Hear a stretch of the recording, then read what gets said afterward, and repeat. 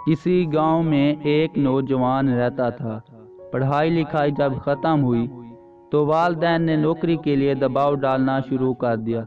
कई महीने वो नौकरी की तलाश में फिरता रहा, लेकिन नौकरी ना मिली।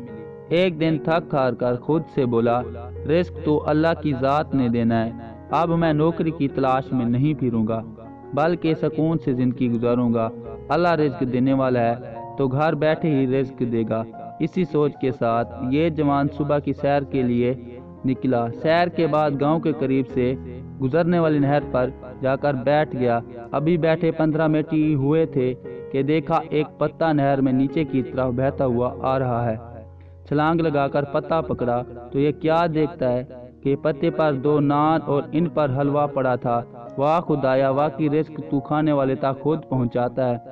हलवा खाया, बहुत लजीज था, पेट भर कर खाया और वापस घर आया। जुहर के बाद फिर नहर किनारे चला गया। एक बार फिर हलवा और नान पत्ते पर आते नजर आए, उठाया और खा लिया। मगरिब की नमाज के बाद फिर नहर किनारे चला गया। इस बार भी वही हुआ। वह रात के खाने का भी इंतजाम हो गया।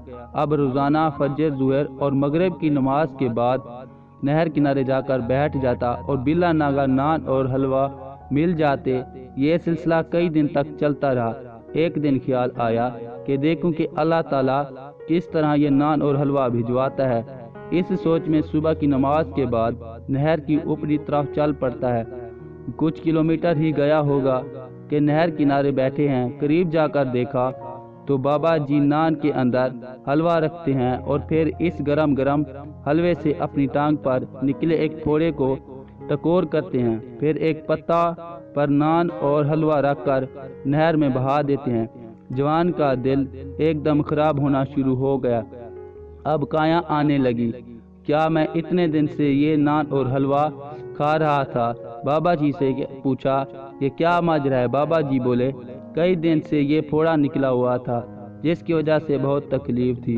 हकीम के पास गया तो हकीम ने मशवरा दिया कि रोजाना दिन में 3 बार सूजी के हलवे को नान पर रख कर इसकी टकोर करो तो मैं फजर, जुहर और मगरिब के बाद इधर आ जाता हूँ। नान और हलवे की टकोर के बाद नान और हलवे को पत्ते पर रख कर नहर में बहा देता हूँ, ताकि खराब होने की बजाय चरिंद परिंद और मछलियाँ ही खा लें।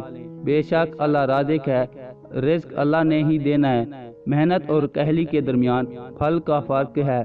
मेहनत करते हैं तो उन्हें पाक और साफ रिस्क मिलता है। जो कहली में वक्त गुजारते हैं और हालात के सामने हथियार डाल देते हैं, रिस्क तो उन्हें भी मिलता है, मगर वो रिस्क जिसमें कराहत और गंदगी होती है, समझदार के लिए इशारा ही काफ़ी होता है।